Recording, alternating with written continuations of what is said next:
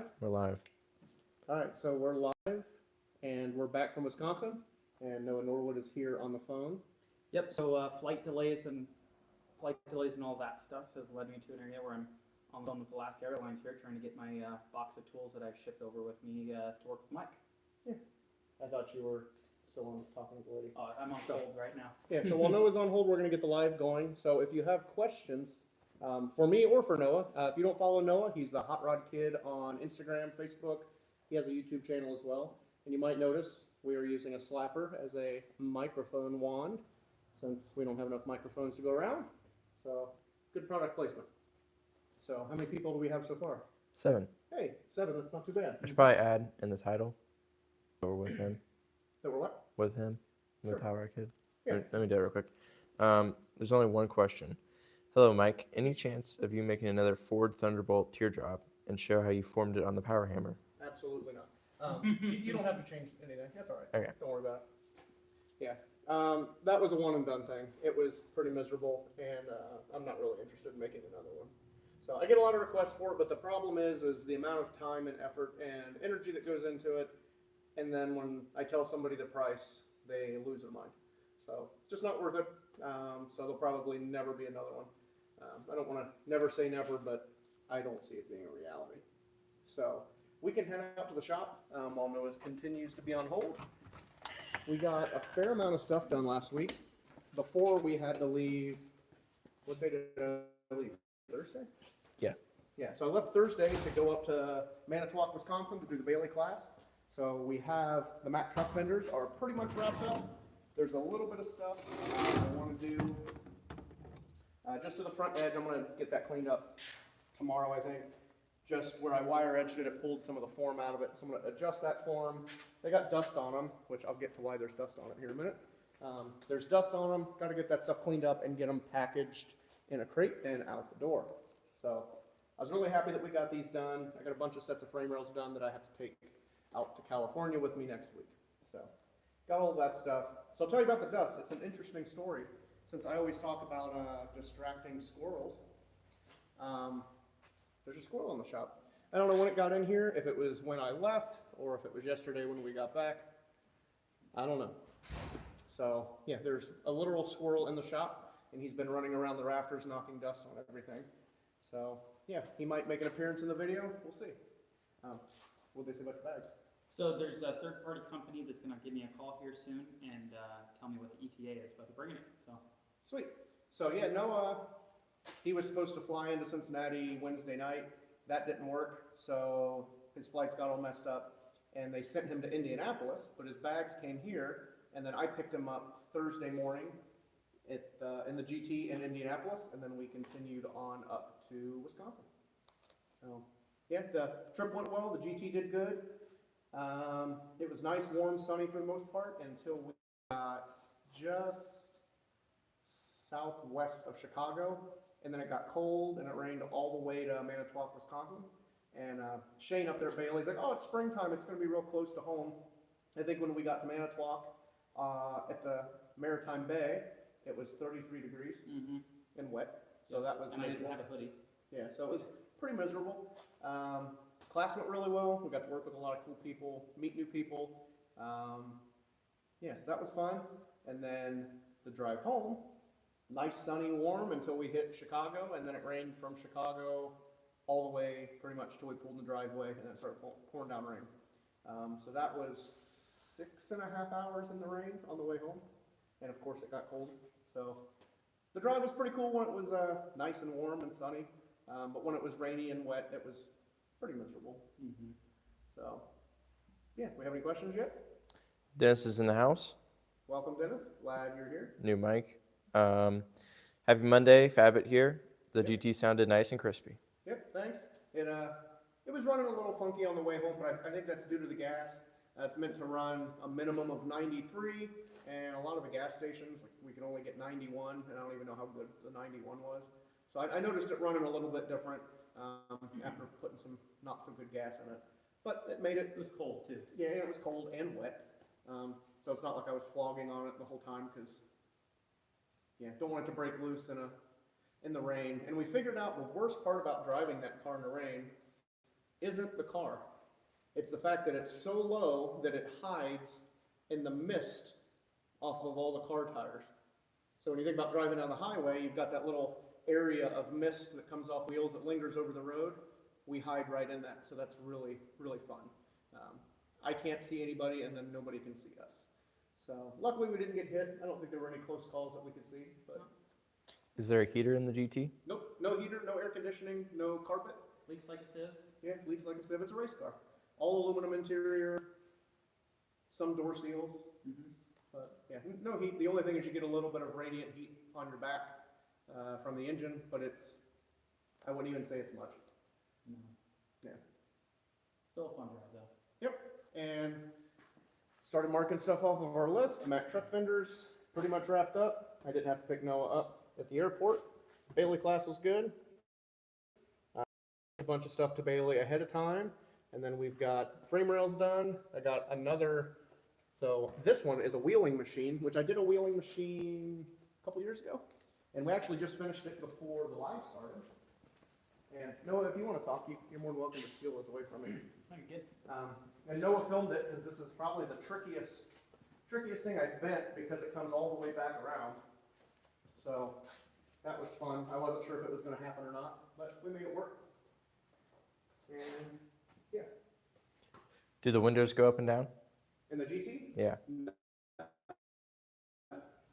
it has little flip out windows that are 6 inches by 6 inches, and they're kind of offset, and that's just to let the air out. So, and the funny thing is it has 2 knock ducts in the front of the car to let air in, and with it raining so much, they had started to fill with water, and then I guess there was some soap left in there from when I washed it at some point. So we're cruising down the road and it started blowing soap bubbles out of the, so that was fun. Yeah, so we just bent this up, and I've got to bend another one the easy way that fits inside of that. So that'll probably be maybe tomorrow.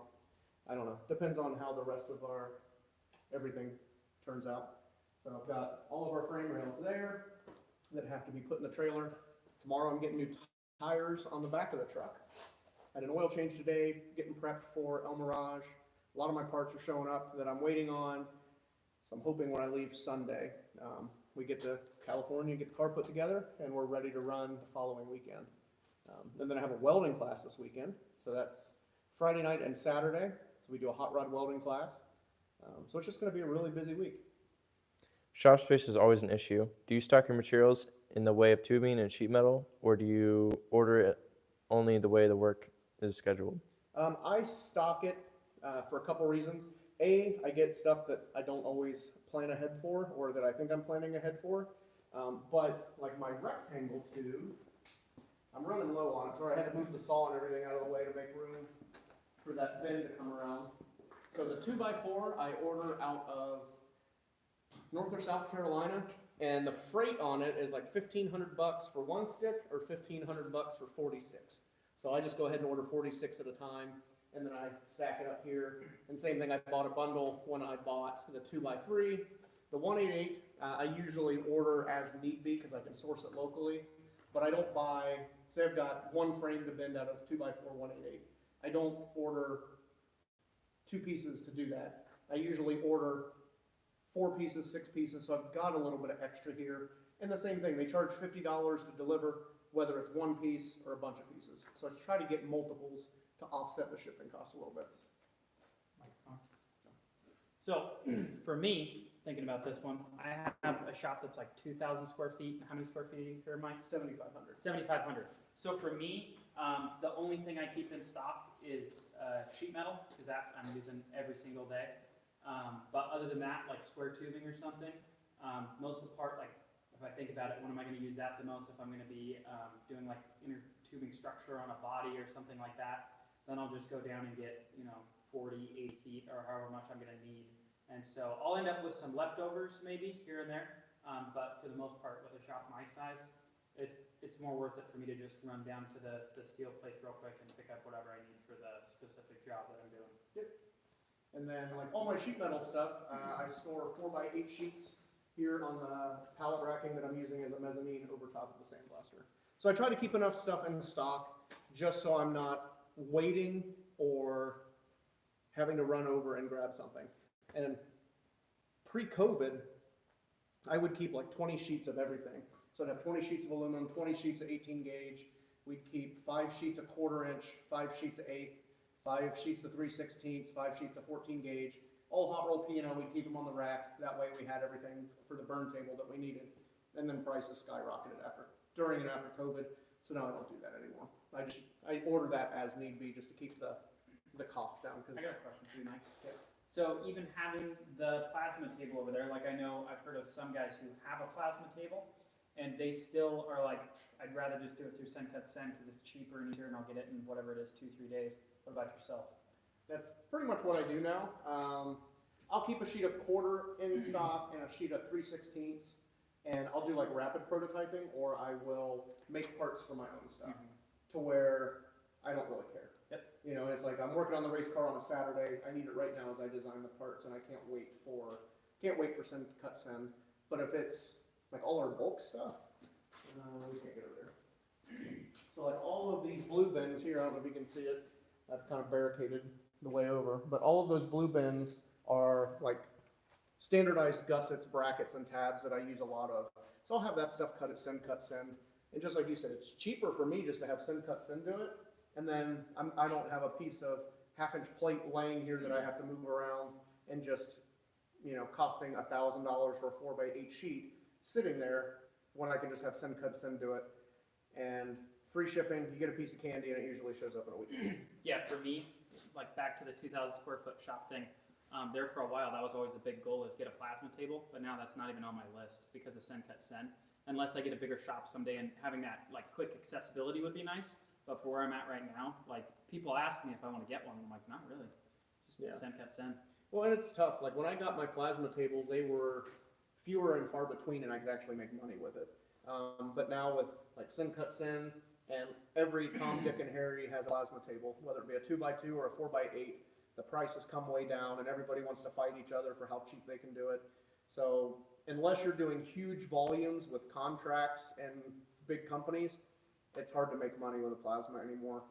So I just cut my own stuff, and I probably upgrade that machine eventually just because it's 15 years old, and it's not worn out by any means. Like it still cuts good and does a great job, but I'd like to have a 5x10 if I upgrade. That way I don't have to cut sheets in half to put on the 4x4. We gonna see any car footage at El Mirage? I'm hoping so. I want to film stuff, and there's a couple guys coming out that I'm hoping I can put a camera in their hand.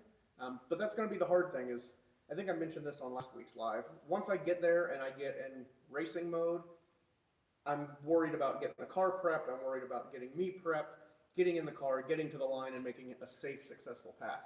So the footage stuff kind of falls to the backside. If I can get some guys to run cameras, make sure everything's turned on, charged up as we go. I really do want to get footage, but it's tough to do a lot of this stuff, either by myself or with a skeleton crew. When we're all there to go racing, we're not there to get content. You know, it's tough. Any other questions? I just bought some 060 30003 H14 sheets. Nice. $6.25 a square foot, 4x10. Is that close to where your cost is? Probably. I'd have to look. I think for a 4x8 sheet of 063 3003 H14, I think for the full sheet I'm paying right at $100 to $110. So I mean, you'd have to do all the math to figure out what the square footage is on it, and break it all down. But I'm sure it's comparable. Most places are in the same range. You know, I mean, it's not like I'm going to pay $10 for it. You're going to pay $100. I mean, I think it's going to be within a $30 or $40 range, and location's going to be kind of depending that too. If you're in Alaska, it's probably going to cost a lot more due to getting it up there. That's all the questions for right now. All right, we'll show you what Noah's working on. So we don't talk about this car much, but we'll talk about it now. So I've been working on this project for a really long time, and the 50 postcar that we're converting into a hardtop. A lot of the work had been done before, and we're redoing it to make it nicer. So a while back, I'd made this side. I've made all the inner pieces to convert it to a hardtop, and Noah is taking the rough end pieces that I mirrored for the other side and making them fit.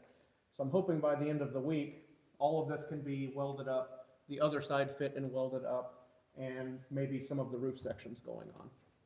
So that's what I've tasked Noah with this week. And so far, we'll squeeze in over there. I keep hoping that squirrel's gonna like drop down and Right make now, things really exciting. right now, everything just takes off with it. Yeah. Yeah, so Noah got all of this stuff cut out, the clean open slate. And yeah, starting to make sure everything's dialed in, ready to go. And he should be putting stuff back together tomorrow. Yeah, what video dropped last week? Should have been the Mack truck fender video. That truck finale? Yeah, the last one, I think, I believe. So if you guys are watching, let us know what you thought of the Mack truck finale.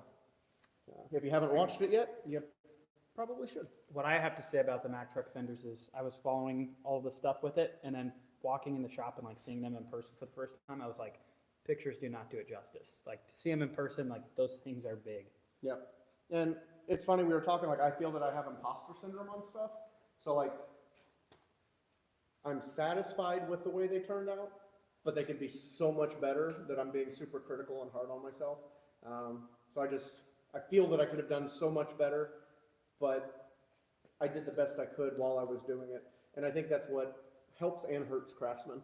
You know, if you're constantly pushing to do better work, you're going to grow, but it also can bum you out a little bit that you know you're capable of more, even if you can't get your brains in your hands to get there. So I am happy with the way they turned out. I just know if I ever have another set to do, I know how to make those so much nicer. So, no questions? Nothing. People are being quiet today. Man, being quiet. Did you guys get the newsletter? Newsletter came out, well, it should have came out when I left on Thursday. I had it all scheduled, so let me know if you got your newsletter, if you liked it, if you didn't like it. I really liked all of the Mack truck fender video series. What is the approximate weight and size? I don't know. I don't know what the weight is. I think, actually, I did weigh it. What was it? It was 62 pounds? I forget. Yeah, I thought I weighed it. It was 62 pounds. That sounds right, though. And overall, we'll let Noah hold the microphone. Approximately 30 to 31 inches high.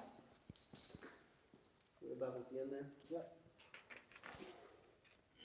63 to 64 long.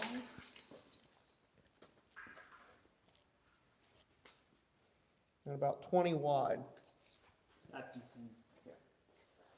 And that's just overall, like that's not including like a tight circumference with the radii in it or the amount that's kind of rolled up underneath here. So I got a question, Mike. Yep. How do these attach to the truck? Because they're so rounded on each side. There's a flat bracket that comes off of the frame. I'm guessing it's like a piece of angle iron, and it bolts. So this is the inside. See where the radius is a lot tighter? Yep. It comes out, and there's just two bolts. Okay. Yeah, I'm guessing because if we look at the original fender, I think that's how it is. I don't know. Yeah, because you think of like a Model A fender and one side is flat. I guess it comes out and attaches to the back. Okay. So those are those are mount holes. So there's two of those, and then there's two on the front. I guess it just sticks off and they bolt through. Okay. When will your coining tool be back available? So that's a complicated story. I'm hoping this week. So everything gets made locally, and like when I get a 12-foot piece of bar stock for the corking tools, I run 2 full sticks for corking tools, 2 full sticks of coining tools, and then usually a full stick of steel for the thread on knob.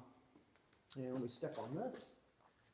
So the numbers don't always balance out to the same. Like I don't get the same number of corking tools or coining tools for the same number of knobs. So I have a handful of them, but I'm all out of knobs. So that's kind of where I am. I dropped off, I don't know if that was last week or the week before. So the CNC machinist has all the material. He said it's all cut to length, and he's setting up the program to start turning knobs. So I'm hoping this week, maybe I'll have a handful of them, and we'll get them back in stock. And while I did that, let's see.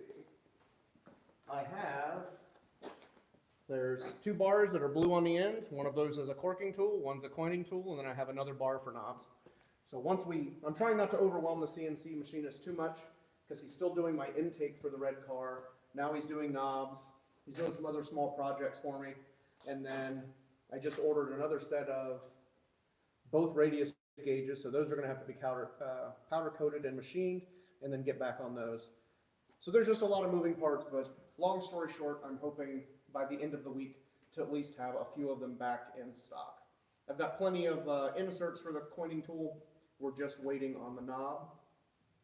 And if something happens and they're not done this week, I don't know, I'll come up with a solution. Got the newsletter. Cold to see all that's going on. Cool to see what's all going on. And see the crazy schedule you have lined up. Makes me feel better about what all have lined up here. We aren't alone. Yeah. Yeah, I mean, I tend to extremely overbook myself, and it's ridiculous, and I don't know why I keep doing it. But I think can you relate? 110%. I probably shouldn't be here right now. I should probably be at home.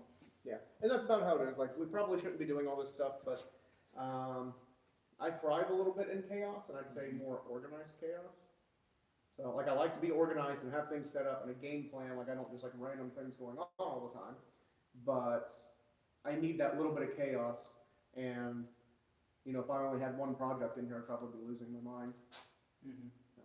Yeah, I couldn't work on just one project for very long. I like to have a variety to keep it fresh in my head, and yeah, feel like it makes me move forward faster that way. How many projects do you have going on in your shop? Take this and hold it. So right now I have 8, but some of those are also like strictly just mechanical. So I have one employee, and he's more of the mechanical guy.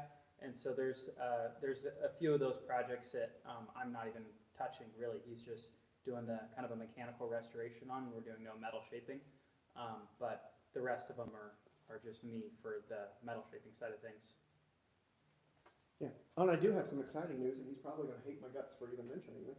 But Nick from Catskill Metal Shaping was at the class at Bailey.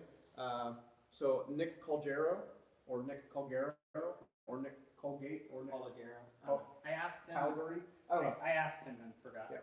Yeah, I think it's Nick Colgero is the It's proper. Catskill Nick is what it is. Yeah. So he was saying something about how much he loves Daytonas, and I tried to get him to fly here and then drive the Daytona up with us, and he didn't do that. So then we started peer pressuring him, and we're trying to get him to buy the Daytona.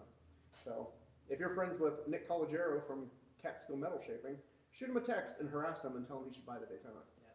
Last we left off was I'm pre-approved. Yeah. I'm getting on the plane. Yeah. So we'll see. Yeah. So hopefully he pulls the trigger. I'd like it to go to a good home. So I know Nick would take care of it and would appreciate it. So that's enough of harassing Nick, because he'll probably be like, "You jerks! Why did you have to say that?" Maybe it ruins the sale. I don't know. So we'll see. Peer pressure your friends. That's what it's all about. Mm-hmm. And so when I came home, I got home yesterday, which was Sunday, and today's Monday. I went through and we got a box full of new Clico holder and organizers. So we got blues, blacks, and reds, waiting on some greens. So I got all those inventoried, put in the store. I'm working with MRO, I think it's MRO Technologies. That's where I buy my Clicos and pliers and stuff from. So we're working on trying to get a deal together to where I can offer a complete kit. It'll come with enough Clicos to fill it, a brand new set of pliers, and we'll get you a whole kit instead of just buying the organizer and then you having to source that stuff on your own. That'll be really good. Yeah, so trying to get an answer out of them this week so we can get that kit coming for you guys. And yeah, so we did that. And then my cool suit, or my cool shirt, stuff showed up. It's in the back, so I'm not going to go grab it. But that's the problem at Bonneville that most people don't realize, especially for me, because I don't deal well with the heat. So I think last year it was 110 degrees during the day, and then you're out in the sun, you're in a SFI 20 race suit, in a hot race car. Sometimes you're in for 5 minutes, sometimes you're in for an hour. Depends on where you get in the line and if there's any holdups.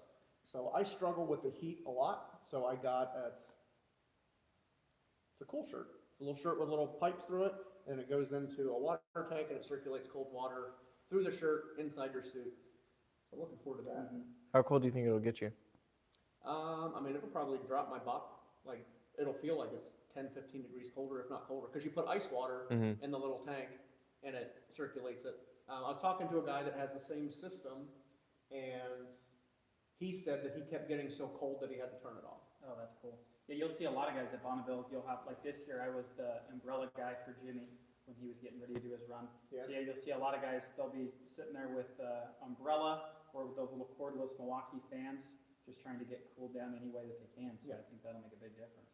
And I made a post, I mean, you don't have to look at it, but if you go to my Instagram, there is a post of it from Ultra Chiller.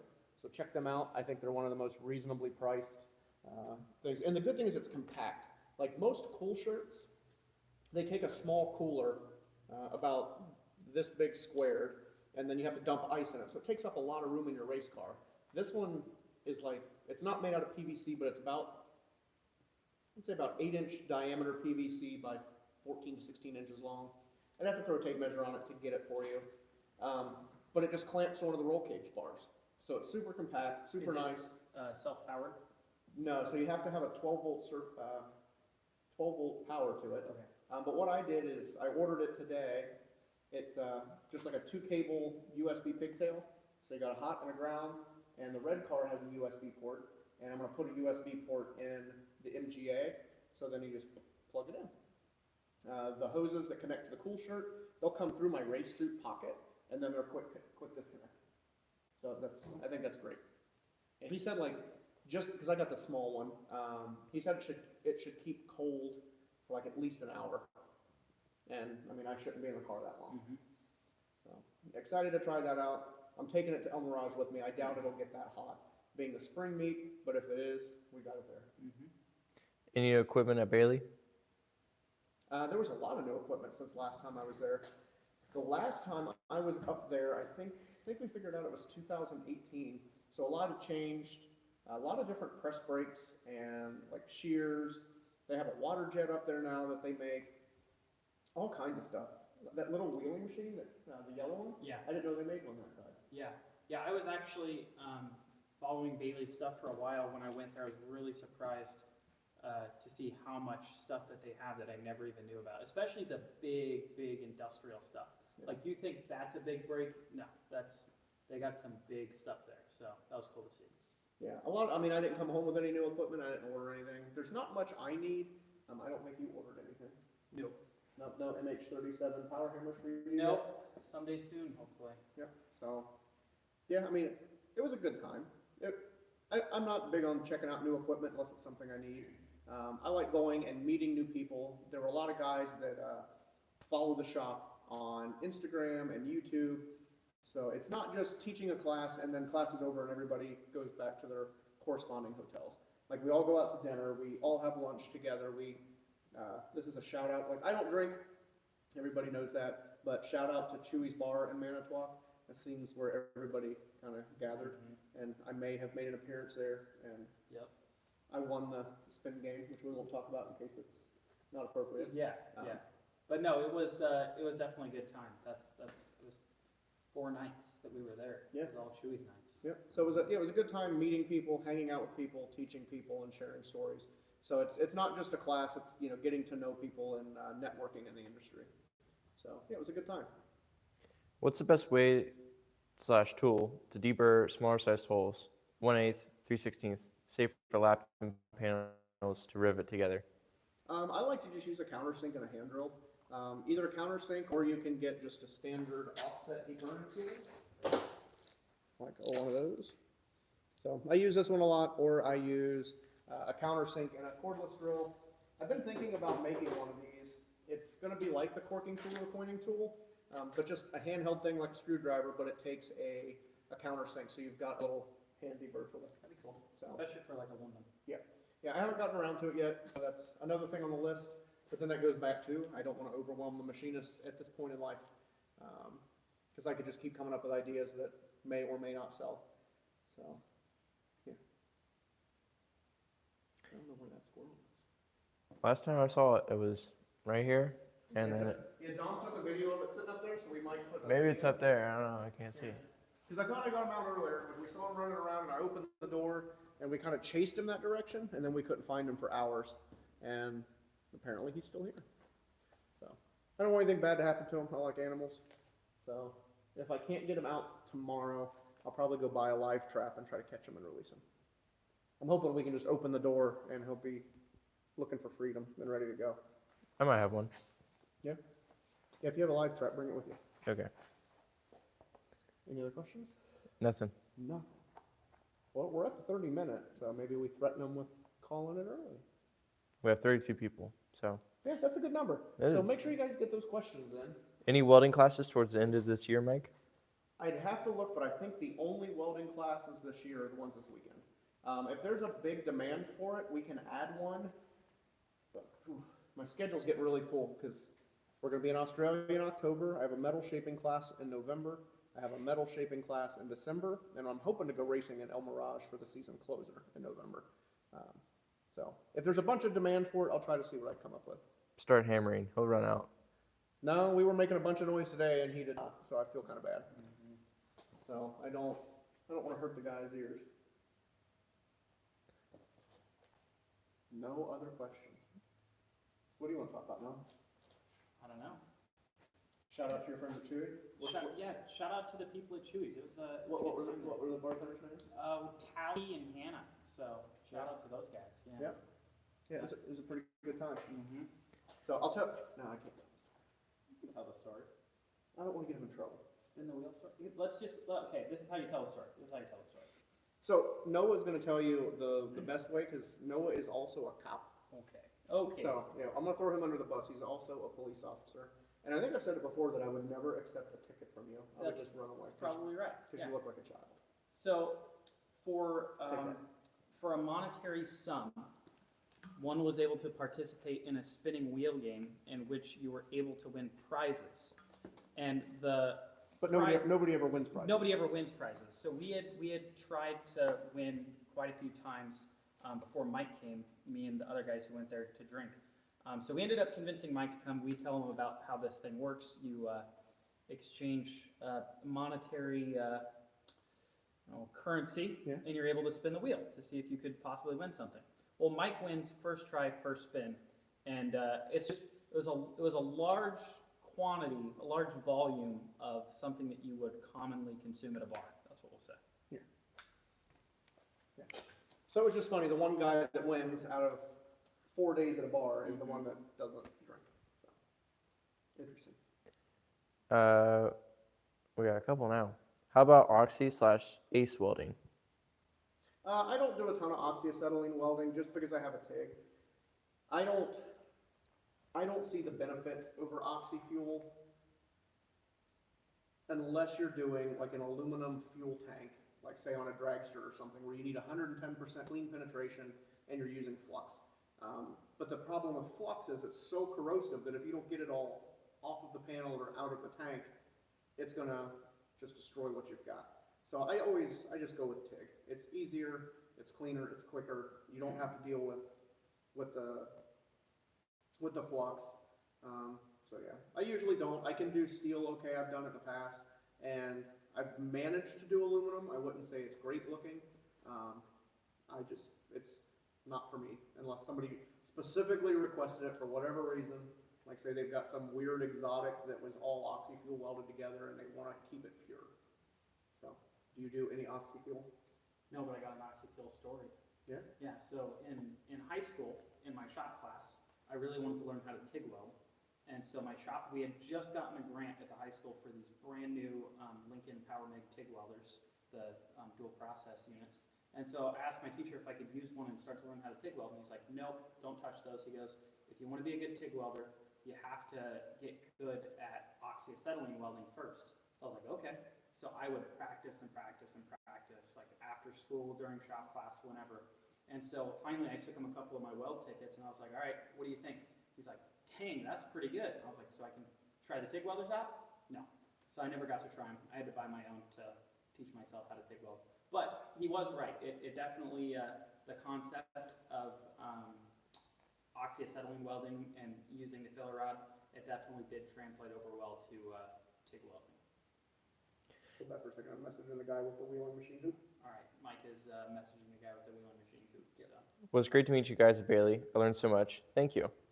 Yeah. Absolutely, yeah. It's always a really good time getting to hang out with everybody. You make a bunch of new friends. So, and I think what the cool part is. What's that? Who said that? Yeah, who is that? Jake Black. Jake Black. Shout out to Jake Black. Yeah. Is that his Instagram handle? Nope, That's that's on YouTube. Oh, it's YouTube. Cool. Yeah. Shout out to Jake Black. Yeah. So I think what the coolest part is too. I mean, even just for the instructor. So like, I'm from Oregon. Mike is from Ohio. You're Jared's from Oregon. Oregon. Jared's from Canada. Nick is from New York. And then we had some guys there who were Australians. So you just see all of these people from all over the world, really, that you get to meet and hang out with and talk about how things are different where you're from. And so it's really cool. Yeah, like when we did the class down at Gas Monkey Garage with Bailey, we had Fred Flutzen, Flutzenhaus, Flutzen. Yeah. Well, I don't know. He's German. He came from Germany. I don't know how to say his name without totally butchering it, but it's Fred in his last name on Instagram. He does really good metal shaping stuff. So yeah, people from all over the world, which is super cool. I recently got a Bailey 4-inch magnetic brake. What do you think of it? Any cool tricks you've done with it that a standard brake couldn't? I have one, and I actually just got it not too long ago, so I don't know all the tricks. The big thing is, the reason why I got it is that sometimes I'll do some super tight bends that I can't do in the press brake because we have the upper knife that comes down. So it'll be nice to be able to fold stuff over really tight, and I do like that you can do round stuff. So you can do round roll bends. So I haven't mastered that yet. Something I need to work on, but I think when the time comes, I'll be able to use it to do that. So it was funny because I was talking to the guys at Bailey, and they're like, how come you never give us any videos of you using your mag brake? And I'm like, because I don't have one. And they're like, you've worked with us for 15 years, and then you don't have a mag brake. You have all of this other Bailey stuff, but you don't have the mag brake. So they conned me into buying one, and yeah. So if I ever get around to it, I'll definitely put some content out when I figure out some neat tricks for it. What's a big demand? I may have a few guys. That was another question. This is a little Oh, bit old. for the welding class, like a big demand? The welding classes, I cap out at 4. So if you've got 4 people that want to come, and we can lock that in, we can make that happen. But the good thing is, if you want to do a private class like that, it might be easier just to book a time throughout the year. Like, instead of me setting up a date and you guys sign up, I do offer private classes. They're a little bit more expensive than a standard group class, but if you're bringing 4 or 5 guys and you divvy it up, it actually ends up being cheaper because I charge a day rate. So usually the day rate for a private class is $1,500. So you could get 4 or 5 guys depending on what you want to do, and we could do a day rate class, and we could set that up anytime that I'm in town and I have an opening, and we don't have to set up like a legit schedule, which sometimes that can be harder. So shoot me an email at cornfieldcustomsltd@gmail.com, and we can get you a private class set up if that works. Peanut butter in the live trap. Peanut butter in a live trap. How fast is the green MG? So the green MG, I don't know how fast the green MG is. I don't know what the time slip says. He has in the notebook, so there's a notebook, that the GPS hit like 202 mile an hour in the 4. So that's not the average from 3 to 4. That was just what his GPS said. I think the timing slip is like 190 something. And that's the average over that mile. And when he did that, so the previous owner, Colin Walker, big shout out to Colin Walker for selling me his amazing car, the clutch was burned out and it was slipping most of the way down the course. And it had some steering issues that had to be corrected, so it was kind of a handful. But he went pretty much 200 mile an hour with a burned out clutch that came apart in pieces when it was removed, and some steering issues.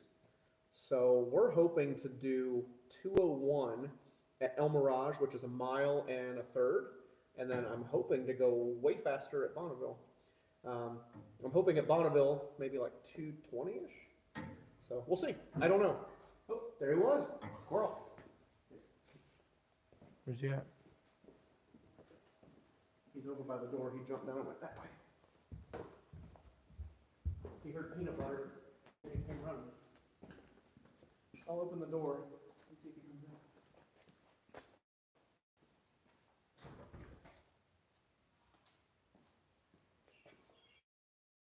I guess he was hiding on that shelf the whole time. Back there. He's all in the back. Here. Oh, yep, going in the Daytona. Yeah, I was gonna say, don't go in next Daytona. I see him. He's not the Daytona. So, breaking news, squirrel sighting. I'm sure you guys are so excited to watch us watch a squirrel. I don't know where he went from there.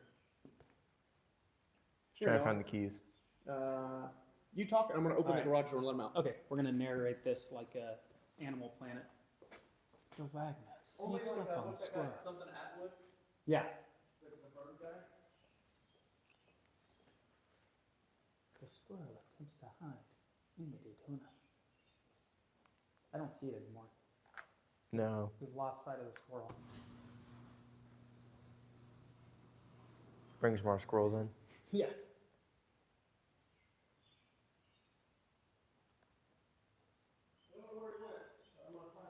Yep, we've lost sight of the squirrel.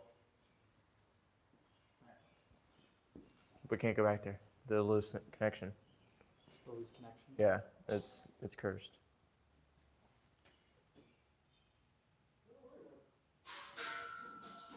Oh, There he goes. Up on top of the shelf, he just went behind the buck.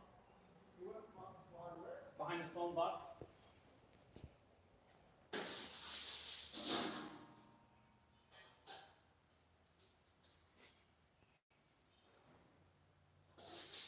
Oh, there he goes. Just Oh. jump down. He's on Okay, the front. He's down on the ground. Don't He's come going this way. towards Don't come this way. Don't come this way. Go out that way, guy.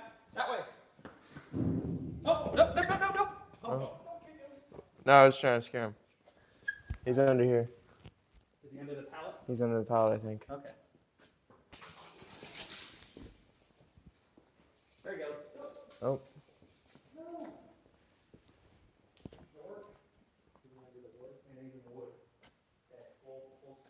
We'll stand right here so we can open up the big door there.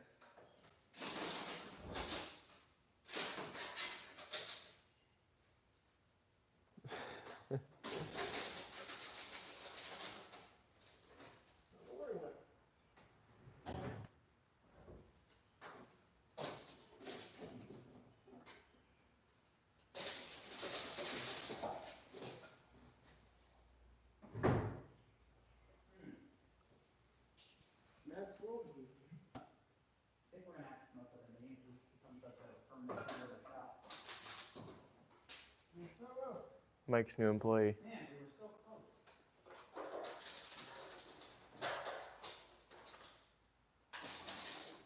Are there any questions while we're humming squirrels?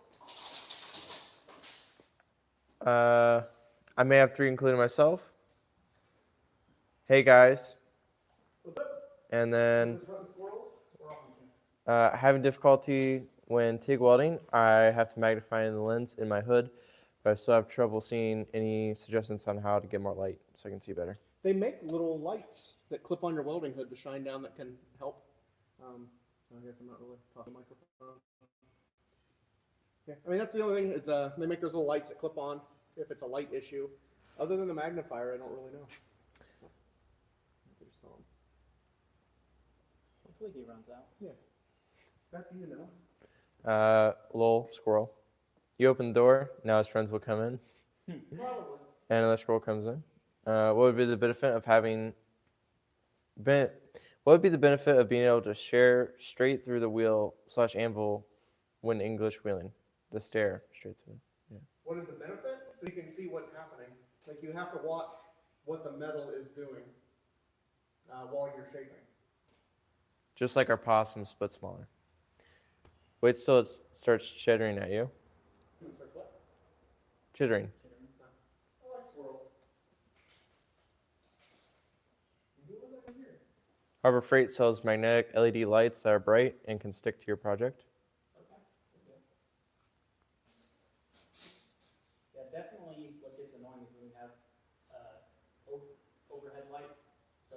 inside of your helmet, so anything that you can get doesn't go directly above your welding line.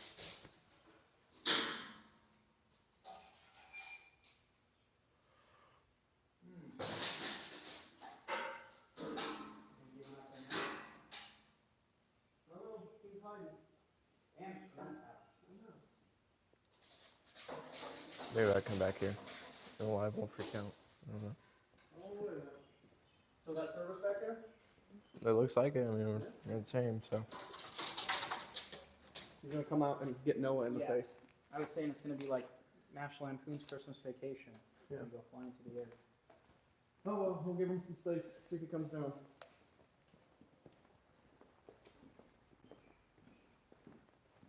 I don't want him to get hurt or stuck.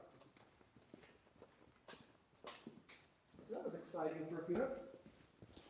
I think I was I part of the most exciting Cornfield Customs live that's happened Yeah. yet? I think so. Yeah, we've never had a live animal on the live stream. Pretty good. Live at 5 with squirrels. Well, somebody said, what, peanut butter in a live trap? So I guess we'll have to call him peanut butter. Peanut butter the squirrel. Yeah. Trekking headlamps will screw to your welding hood. Yep. So what other questions we got? Because I think we got, what, 10 minutes left? And we are at 46 minutes. Yes, we got 14 minutes to go. Yeah, exciting things, squirrels. No other questions, huh? Nothing. Nothing. Uh-huh. I don't know. Just keep thinking about peanut butter the squirrel. Hoping he's out there doing squirrel stuff. Yep. My goal this week, other than bending that reeling machine pieces and keeping Noah on track and getting the Mack truck fender shipped out, is I'm going to work on the Mustang. I'm going to try to get the driver's side inner wheel well done, get the driver's side outer wheel well cut out and the new one fit up, and yeah. I got a question for you, Mike. So how do you, when you're structuring your week, planning it all out, writing on the chalkboard, how do you know and kind of estimate with everything you have going on what's going to be a reasonable goal to accomplish on the car? Because I think I struggle with that sometimes of like planning for more than I can actually accomplish. So how do you get just the right amount to where you can achieve it, but it's also not too easy and you push yourself a little bit to make sure you get something done? It's neither of those. So when I do this, we'll just say getting the old outer wheel well out. The way they had welded it in, it's a chore, and being up in the wheel well really sucks. So this should be a day. This should be a half day. And these are all approximations. And then this should be a day. So we're at 2.5 days. This is probably going to be a week. And then if time permits, we're going to work on the deck lid. So if I get into a spot like mentally I'm not able to work on this, for whatever reason, I can jump to something else. So I always put on about 4 days too much. Just so I feel that I'm in chaos and under the gun, and I always have more on the list than I can handle. Always. Especially when stuff comes in like frame rails and tube bending and that kind of stuff. It just is what it is. And then usually what I do is I try, like what I don't get done, I don't cross off, and I can put that on next month. Or if I have a lull, I can come back and I can do that. So I always put way more on than I can handle. And it just gives me something to work towards. I've never accomplished everything on the list. So You can try peanuts in their husk, peanut butter, or even Cheetos, the crunchy ones, but with a have a heart trap. yeah, We're getting all the squirrel catching advice. yeah, all the squirrels. Yeah. I hope he just runs out the door, because I mean, if we look at it, like, I know squirrels aren't the most intelligent because they get ran over all the time, but like, this door is open. And the back door is open. Like, you see the sun. Like, come on, peanuts or peanut butter, get out of there. Maybe he's just a big Mike Wagner fan and doesn't want to leave. He could be. He knows how much I love squirrels. I would like to have a pet squirrel. I think that'd be fun. I don't want to have a possum. Yeah, possums are pretty cool too. There's one in my house, like every night. Yeah? See if we can see him. See if he's back here being all. He's underneath the Daytona. I saw him. You jump up? No, I saw him. He's back there. Did you guys see him? I saw him. Did you see him on the live feed? I don't know. It's kind of. Can I zoom in? Yeah, you can zoom in on the live feed. Oh, I can. Yeah, look at that. I don't know where he went. He knows we're talking about him. So, we're idiots. We got 10 minutes left. Yeah. Get some questions in so we can stop talking about the squirrel. If not, we're just gonna stand here and look for him. So, but the good thing is, well, I won't be here next week. I won't be here next week, so we're not gonna do a live. So that's another reason to get your questions in. And I don't know if I'll be back the following. So it might be a few weeks. But whenever we come back, we can give you a peanut butter the squirrel update. Hopefully it's a good one. Hey there. When you made the Mack truck fenders, was the one you had to replace off too far gone to restore?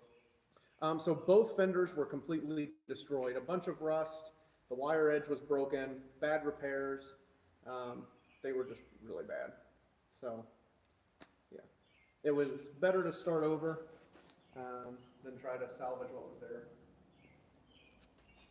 So, yeah, and he couldn't find fenders. He'd looked for a long time and wasn't able to find fenders that were worth reusing.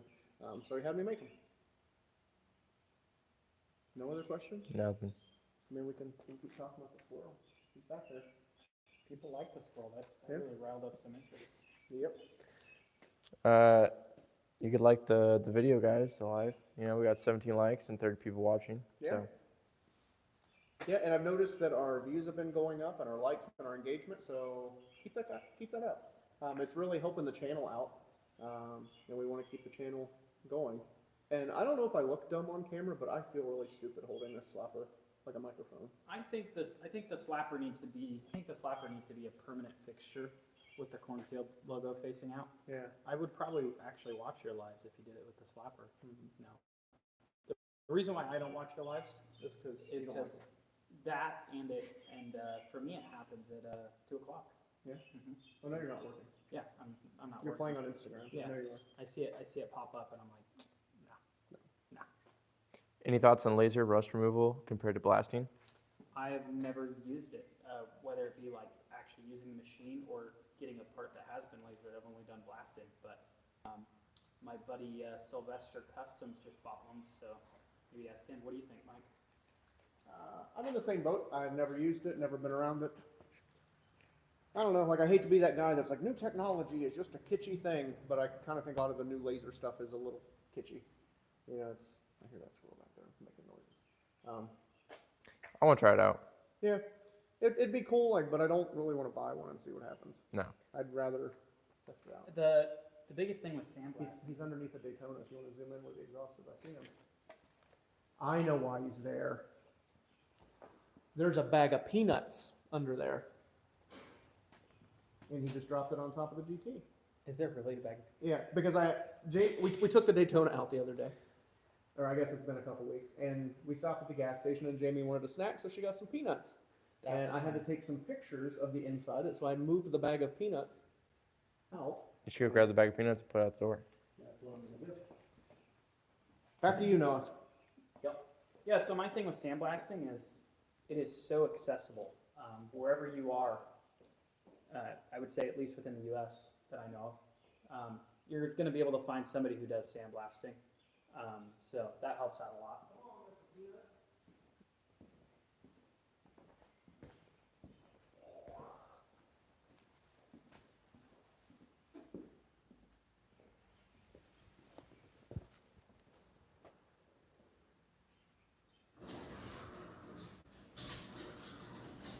So we get over cashews. Cashews, not peanuts.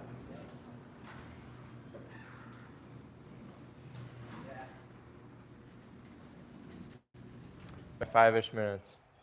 5-ish minutes. All right, so we have 5-ish minutes left. We're going to go to the other door and probably wrap up the live watching for Peanut Butter the Squirrel to come out of the garage door and eat his cashews. And hopefully he runs away from the door, not back in the door. So what do we have question-wise? Anything? Or are they just laughing at these idiots?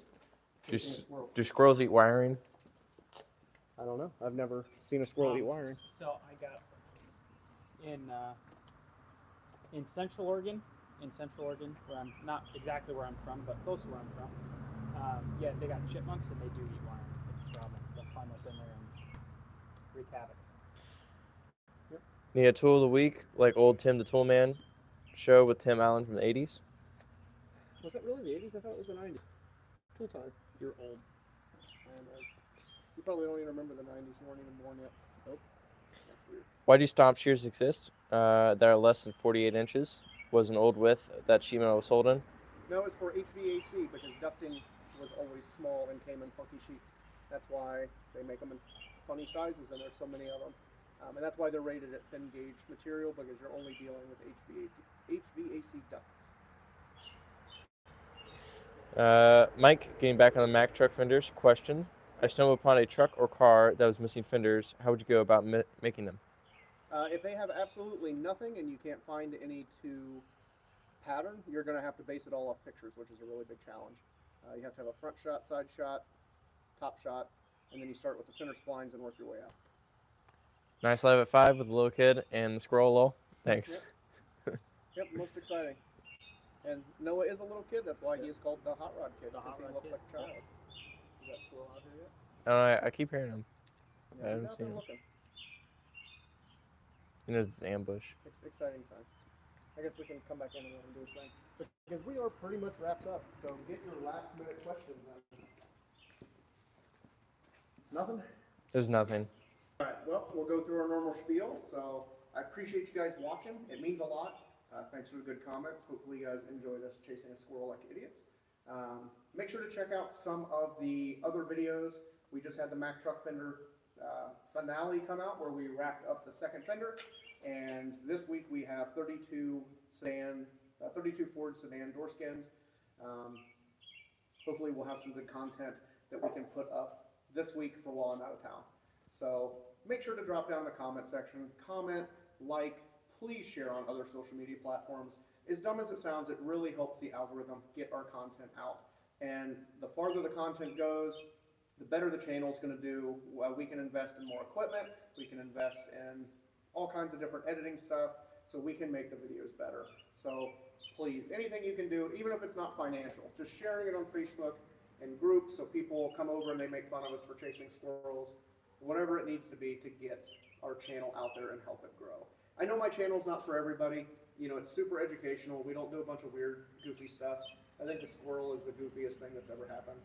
But I don't want to be disingenuous in doing skits and bits to try to lure people in. That's not who I am.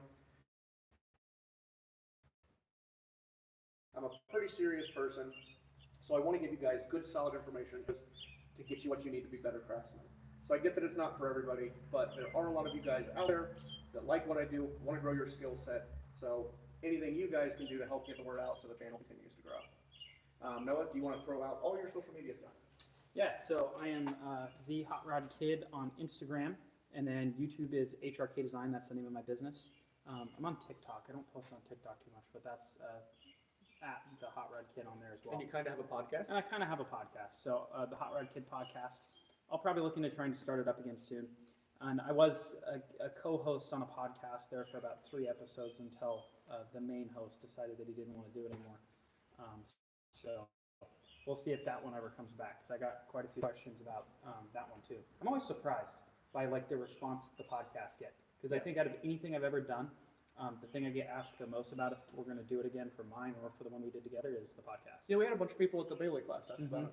Yep. And not that we don't want to do the podcast, it is just, I have so many irons and so many fires that the podcast is the low-hanging fruit, and it is on an indefinite hiatus. It may come back someday when things slow down, but I don't know if things will ever Yeah, slow it down. makes it a little difficult too for Mike and I to do it together because of the time difference. So like a one-time deal is one thing, but doing it consistently, because either I'm doing it in the middle of work or he's doing it like really late at night. So it kind of works out a little funky that way. Yep. So again, thank you guys so much for checking out all of our content. Make sure to follow me on Cornfield Customs on Facebook, Instagram, of course on YouTube where you guys are watching now. we're trying to get better about TikTok stuff. Are there any last minute questions before we wrap this up? Thank you guys. Thank you guys. Thanks, guys. Well, thanks everybody for checking this out. Again, if you can help us out by sharing any of this content, any of your favorite videos, taking part in our discussions, our polls, any of that stuff doesn't cost any money, but it greatly helps the channel and it helps get the algorithm to like our stuff. So with that said, hopefully we'll see you in a few weeks. I'm going to work my best on getting some MGA land speed content while I'm out there. And yeah, thanks for tuning in, and we will see you in a couple weeks.